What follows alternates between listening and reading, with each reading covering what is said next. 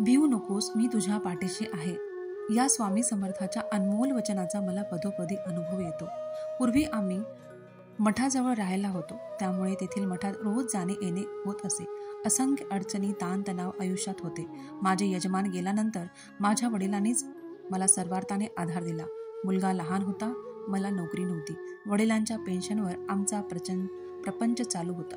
पण मठात गेले की मनातले विचार मी स्वामींसमोर प्रकट करत असे, कारण प्रत्येक अडचणी ते सोडविणार अशी माझी दृढ श्रद्धा आणि विश्वास होता.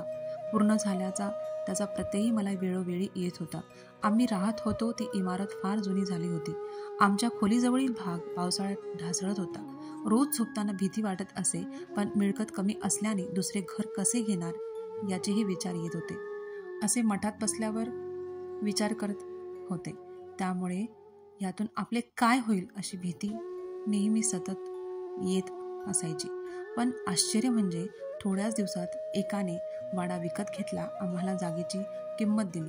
त्यातून आम्ही दुसऱ्या ठिकाणी एक स्वतःचा फ्लॅट घेतला. अशा रीतीने स्वामींनी माझी चिंता दूर केली.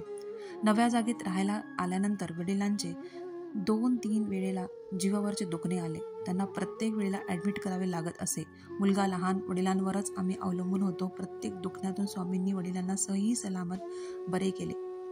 दुसरीकडे राहायला आल्यानंतर स्वामी मठात जाणे होत नसे. स्वामी सेवेमुळे आम्हाला घरात काहीही कमी पडले नाही. आमच्याजवळ पैशाची कोणतीही योजना नसताना माझा मुलगा मोठ्या हुद्द्यावर लागला.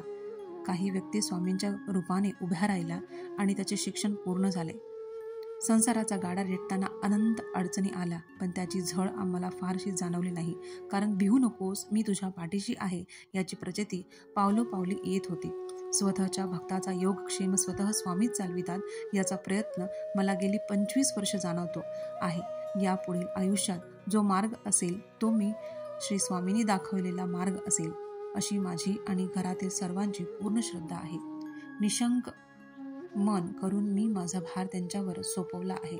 श्री स्वामी समर्थ. जय जय स्वामी समर्थ या मंत्राने माझे जीवन कृतार्थ झालेले आहे. त्यांच्या चरणी माझे शतशः नमस्कार. श्री स्वामी समर्थ.